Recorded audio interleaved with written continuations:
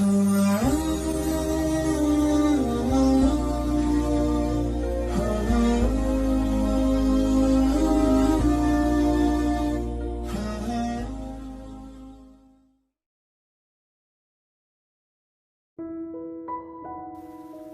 kita awali yang pertama bersih-bersih pikiran negatif. Pokoknya mikirnya jelek-jelek terus.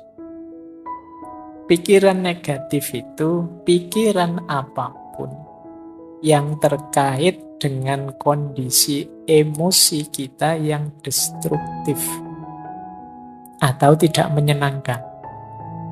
Mungkin berhubungan dengan kemarahan, kecemasan, depresi, pesimis. Pokoknya melihat apa-apa serba negatif.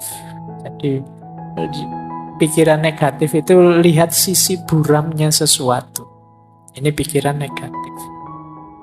Lihat minuman gini aja, wah jangan-jangan ini diracun sama anak-anak ini. Saya, jangan-jangan ada yang benci saya, ada yang... Ini pikiran negatif. Mau melakukan apa saja yang diambil sisi buruknya. Ini hati-hati karena kalau kita sudah habit pikiran negatif itu apa saja kita persepsi sebagai negatif. Jangankan yang memang negatif, yang positif pun dilihat sisi negatifnya. Ada orang tidak ke masjid, wah ngaku muslim kok tidak ke masjid, dasar. Nanti ada orang ke masjid, alah itu pencitraan. Alah, susah. Ada orang baik dibilang pencitraan, nanti apalagi orangnya jahat beneran. Jadi pikirannya selalu negatif. Nah, negative thinking itu sebagian besar pikiran negatif itu banyak yang tentang diri kita sendiri. Misalnya, aku ini memang orang yang gagal kok. Aku ini memang orangnya mengecewakan kok. Tidak ada orang yang sayang padaku. Semuanya benci padaku. Semuanya ingin memanfaatkanku saja. Nah, ini pikiran-pikiran negatif. Nanti ada orang nolong kita, wah kamu merendahkan aku ya, emangnya aku tidak bisa sendiri. Tidak ada yang nolong marah-marah. Ini orang tidak ada yang punya empati semua. Sulit melawan orang yang pikirannya negatif. Dibantu dianggap merendahkan, tidak dibantu dianggap tidak peduli. Nah, ayo kita latihan. Banyak di sekeliling kita orang-orang yang berpikiran negatif. Cirinya apa pikiran negatif itu? Cirinya secara umum ada 4. Pikiran negatif itu otomatis yang pertama. Datang begitu saja. Kalau orang sudah berpikir negatif, ya tidak pakai diusahakan. Sebentar Pak, saya lihat sisi negatifnya, tidak begitu. Otomatis yang muncul itu negatif sudah. Ini sifatnya otomatis. Tidak secara sengaja dirancang untuk negatif, memang wataknya watak negatif. Jadi kalian mungkin ada yang sering berpikiran negatif, sadarilah bahwa itu munculnya sering otomatis saja.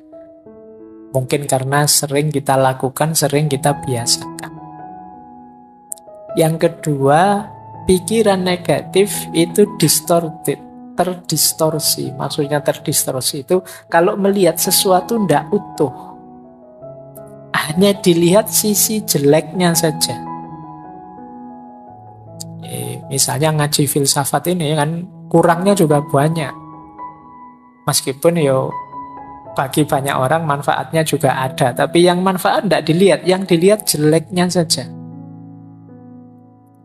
Mungkin ngaji kok selesainya jam 10 malam, itu pun ngomong sendiri Pak Faiznya tidak ada. Itu memang jelek yang bagian itu. Kemudian ngaji kok tidak ada rekaman videonya, kalau direkam suara saja, saya sering dikritik itu.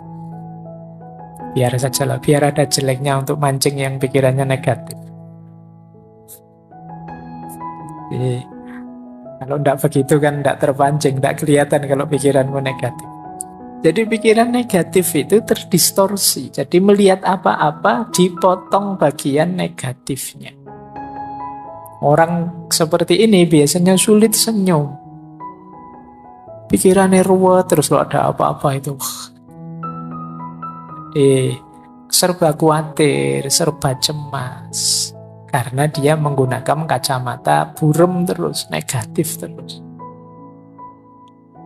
Yang ketiga, obstruktif. Obstruktif itu pikiran ini menghalangi kita untuk mencapai tujuan-tujuan tertentu. Karena pikiran negatif ini akhirnya kita kuliahnya tidak bisa maksimal. Mau kuliah ke kampus bawa motor, wah di kampus itu parkirannya kacau, kalau motorku hilang gimana? Mau ke kampus, naik trans, nanti naik trans itu kadang ya tidak jelas juga, nanti jangan-jangan aku malah telat, jangan-jangan mau bareng temen, nanti malu, nanti masuk bareng, punya motor sendiri malah anunya bareng. Jadi pikirannya ruwet, akhirnya ya tujuan-tujuan hidup banyak yang tidak terpenuhi. Itu namanya obstruktif. Menghalangi kita mewujudkan keinginan. Ini berarti pikiran itu sudah negatif sudah. Kemudian yang terakhir, pikiran negatif itu plausible. Plausible itu masuk akal. Masuk akal menurut kita yang berpikiran negatif. Kita cari saja alasan untuk melihat sisi negatifnya. Dan mesti ketemu wong alasan itu bisa dibuat. Alasan itu kan hasil karya akal kita. Seperti saya bilang tadi, pikiran itu mau kita ajak kemana saja bisa. Wong yang salah itu ya kita bikinkan alasan biar benar saja bisa kok. Itu yang disebut plausible.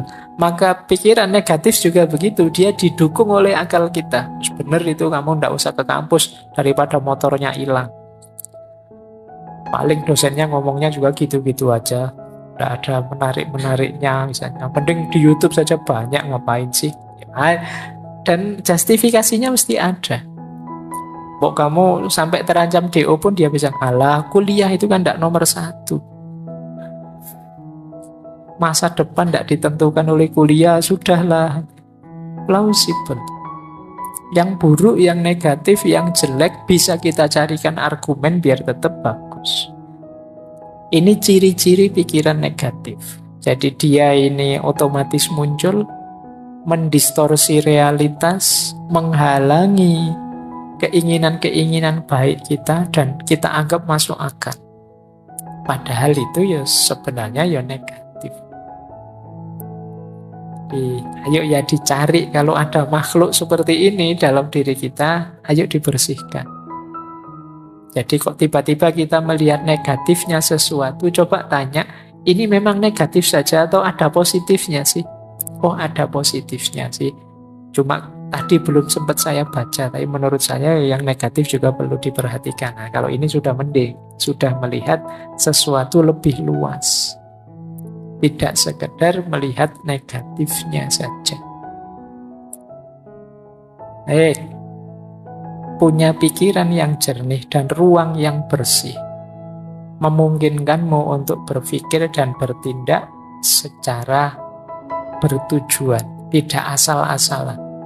Jadi kalau pikiran kita jernih itu mengorientasikan tindakan itu enak.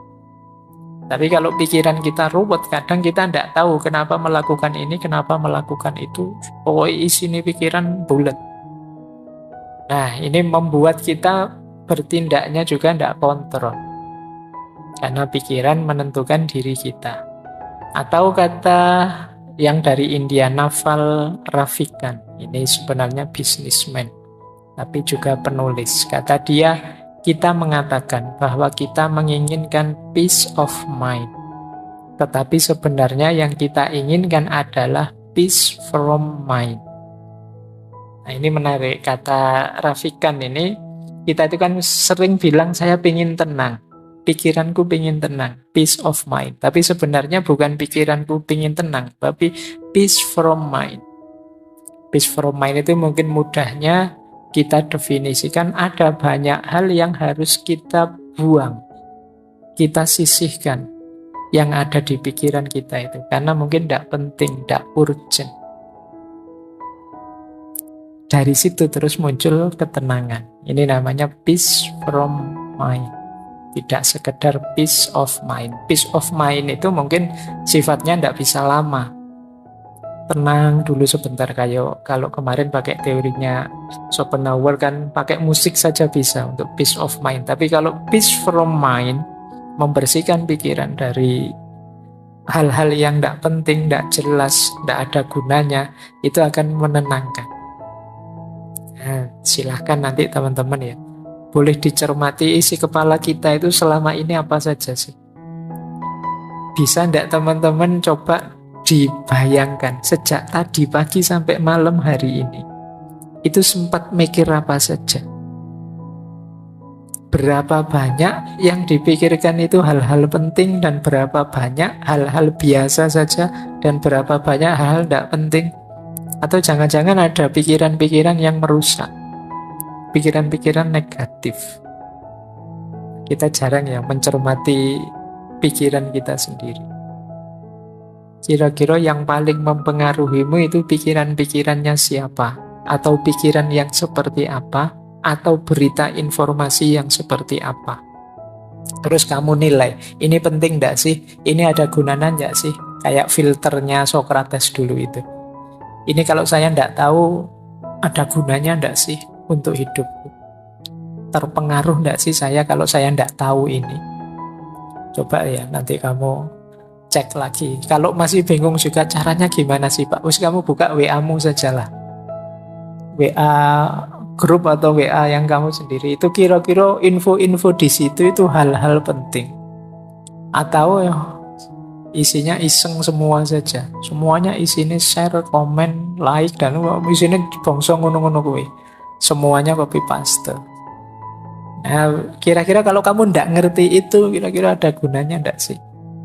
Kalau misalnya dicoba ya, coba kalau nggak usah kamu baca info-info di grup-grup WA-mu itu 1-2 hari saja, terus hari ketiga kamu buka, kamu ketinggalan informasi banyak nggak sih? Ada hal penting yang terlewat nggak sih? Atau ya biasa saja itu Pak, saya bisa langsung ngikuti di hari ketiga itu, langsung bisa ngobrol lagi, nggak ada yang ketinggalan sama sekali. Oh berarti mungkin banyak pembicaraan yang nggak penting.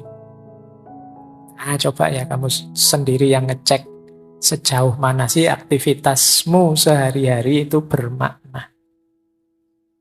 Ayo, sejak pagi sampai malam hari ini sudah melakukan apa saja? Berapa persen dari yang kita lakukan itu hal penting, berapa persen hal rutin, dan berapa persen hal tidak penting? Nah, nanti akan kelihatan siapa diri kita. Baik, saya lanjutkan. Ini yang terakhir, ada pandangan dari Paulo Coelho. Ini penulis. Tulisannya banyak, kata dia, santailah, biarkan pikiranmu menjadi kosong, dan kejutkan dirimu dengan harta karun yang mulai mengalir dari jiwa. Jangan lupa, jiwa kita ini khazanah yang luar biasa. Kalau teman-teman mau membacanya. Nah, khazanah yang luar biasa ini sering terpendam, tidak muncul. Kenapa? Karena kita sibuk oleh hal-hal di luar diri. Sampah pikiran kita banyak sekali, luar biasa, sehingga tidak bisa masuk lagi hal penting justru dari dalam diri kita sendiri. Maka kata Coelho, santailah, coba. Tidak usah mikir apa-apa, biarkan dirimu jernih, nanti ada banyak hikmah yang mengalir dari jiwa. Ada banyak wawasan-wawasan yang mungkin mengejutkan. Jadi makanya kalimatnya, kejutkan dirimu. Betapa luar biasanya dirimu, cuma kamu tidak sadar saja. Ya, ini sebenarnya memprovokasi kita untuk berpikir jernih. Ayolah, menjernihkan pikiran. Hari ini banyak distraksi yang membuat kepala kita ruwet. Jadi saya sering didatangi teman-teman muda, mahasiswa, dan lain sebagainya, yang itu mengkonsultasikan sesuatu yang sifatnya hanya overthinking. Jadi sekedar cari ruwet saja. Yang tidak ada manfaat praktisnya, tidak ada manfaat idealis nilainya untuk hidup praktisnya. Nah ini tidak saya salahkan ya, tetap luar biasa betapapun nambah wawasan, nambah ilmu itu bagus. Tapi kalau bahasa saintifiknya kurang tepat guna.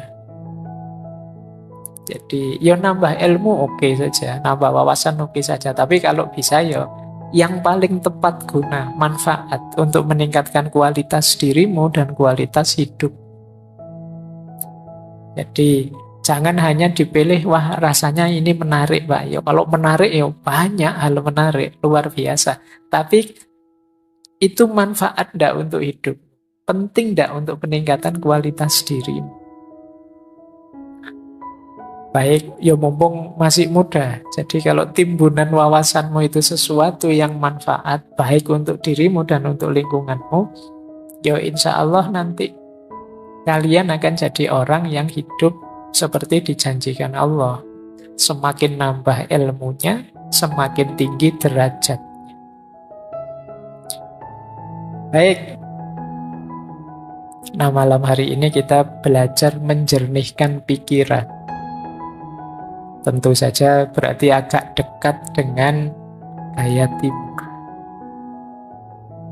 Baik, kita mulai ya. Karena tadi saya bilang timur ya, kita kutip beberapa gagasan para filosof timur. Tokoh-tokoh dari timur. Nah, saya awali dari quote saja dulu sebelum nanti ke teknis membersihkan pikiran kita. Ada quotes menarik yang ini pernah juga kita kutip di beberapa sesi tentang kekuatan pikiran, yaitu dari Buddha. Beliau mengatakan bahwa hidup kita itu dibentuk oleh pikiran kita. Kita menjadi apa yang kita pikirkan. Kegembiraan itu mengikuti pikiran yang jernih, seperti bayangan yang tidak pernah pergi.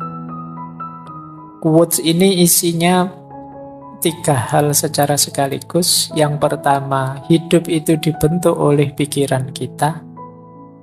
Yang kedua, kita adalah apa yang kita pikirkan. Dan yang ketiga, pikiran jernih itu menggembirakan. Sebagaimana bayangan dengan sesuatu yang dibayanginya.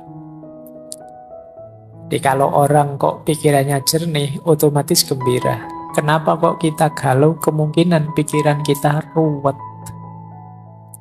Jadi tidak karu-karuan, itu terus kita sedih. Tapi kalau pikiran kita jernih, oh yang salah ini, yang benar ini. Oh yang cocok ini, yang tidak cocok ini. Kalau tegas jelas itu kan kita senang, gembira, lega.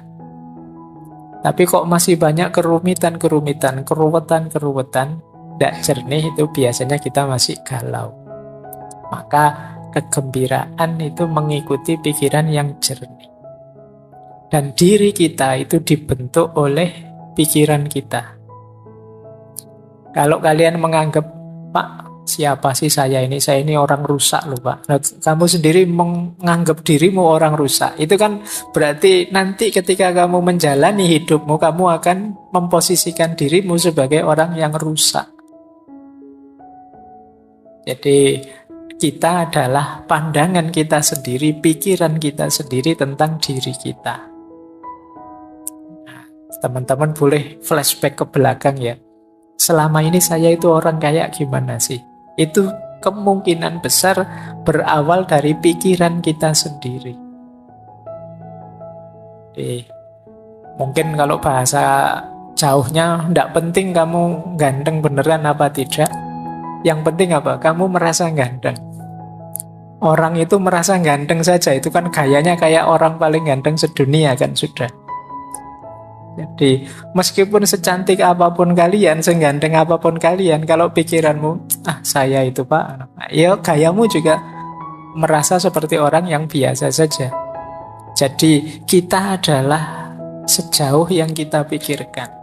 Hidup kita dibentuk oleh pikiran kita. Maka hati-hati dalam berpikir. Jangan berpikir yang aneh-aneh, yang rusak-rusak, yang kacau-kacau, karena itu akan jadi diri kita. Kalau ada peribahasa dalam bahasa Inggris yang isinya to know is to be. Tahu itu sama dengan menjadi sesuatu. Apa yang ada di pikiran kita, seperti itulah nanti hidup kita. Kalau kita isi dengan hal-hal yang positif, ya hidup kita akan menjelma positif. Tapi kalau pikiran kita isi dengan banyak hal negatif, ya kita akan jadi orang yang negatif. Nah, ini pesan besar pertama ya, pentingnya pikiran. Makanya kata Imam Ghazali, pikiran itu pasukan kita yang paling kuat. Pikiran itu mungkin bukan penentu, tapi dia yang paling powerful, paling berpengaruh dalam hidup kita. Yang banyak menentukan hati. Tapi hati ini banyak disuplai informasinya oleh pikiran. Baik, coba ya bayangkan kalian ngaji tadi berangkat sambil membayangkan, wah nanti ngajinya mesti lama 2 jam. Mesti itu. Ya, jadi kamu duduk baru 1 detik, 2 detik pertama, itu pikiranmu sudah 2 jam yang akan datang. Ini masih lama 2 jamnya ya masih. Jadi kamu belum ngalami saja, rasanya sudah lebih dari 2 jam kamu duduk di sini. Itu karena pikiran. Kayak puasa besok, itu kan biasanya ada itu yang ngitung-ngitung kapan Idul Fitrinya. 5 hari lagi Lebaran, 4 hari.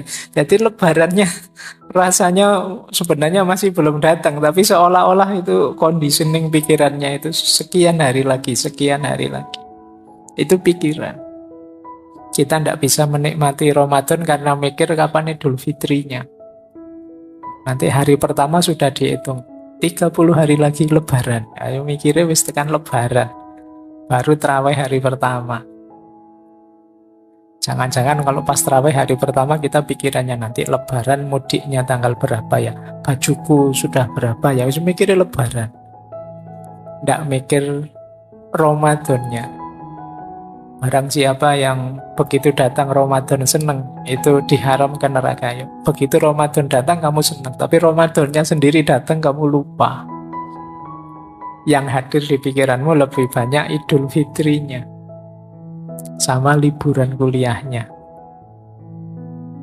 kupuh prei sama senang-senang Idul Fitrinya sampai lupa Lebaran. Itu pikiran. Hidupmu, gayamu, orientasimu ya ditentukan oleh pikiran. Maka penting pikiran yang jernih. Ada lagi kalimat dari Zhuangzi. Kalau ini salah satu tokoh dari Taoisme. Dulu pernah kita bahas khusus beliau ini. Kata dia begini, mereka yang mengikuti Tao.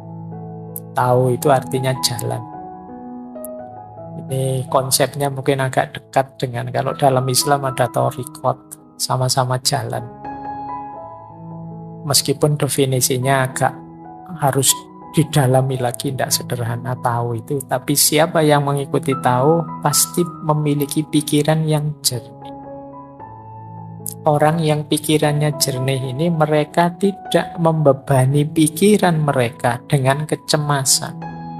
Dan luwes, lentur, mudah menyesuaikan diri dengan kondisi eksternal. Ini cirinya orang yang pikirannya jernih. Orang yang mengikuti jalan pikirannya akan jernih. Kalau pikirannya jernih, dia ini mudah menyesuaikan dengan kondisi situasi di sekelilingnya dan tidak mudah cemas. Kalau teman-teman kok merasa sering cemas, kemungkinan pikirannya belum jernih. Saya tidak bilang tidak jernih ya. Nanti kalau kamu tersinggung. Jadi pikiranmu mungkin belum jernih. Perlu dijernihkan kembali. Malam hari ini kita latihan pelan-pelan nanti menghadapi pikiran yang tidak jernih ini. Jangan berusaha agar segalanya terjadi seperti yang engkau inginkan, namun inginkanlah agar segalanya terjadi seperti yang seharusnya terjadi. Jadi inginkan yang seharusnya, bukan inginkan sesuai keinginan, bukan mengusahakan sesuai keinginan. Jadi saya pinginnya sih nggak belajar Pak, tapi nilaiku bagus. Nah itu karepmu lah ngono kuwi. Sunnatullahnya kalau pengen nilai bagus, belajar. Jadi berusahalah agar yang kamu inginkan itu yang seharusnya terjadi. Hidupmu lebih damai, hidupmu akan tenang.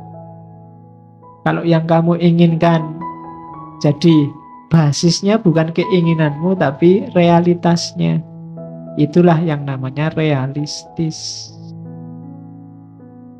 Ya saya realistis saja Pak. Kalau jadi milioner mungkin tidak bisa, jutawan mungkin bisa lah kalau besok kira-kira kerjaan saya ini. Itu namanya realistis. Yang kamu hitung bukan keinginanmu. Kalau manut keinginanmu sih pengenmu jadi orang paling kaya se-Indonesia, tapi ya orang mungkin. Nah itu namanya melihat fakta berdasarkan realitas, bukan berdasarkan keinginanmu. Itu namanya realistis. Kuncinya hidup tenang itu hidup yang realistis.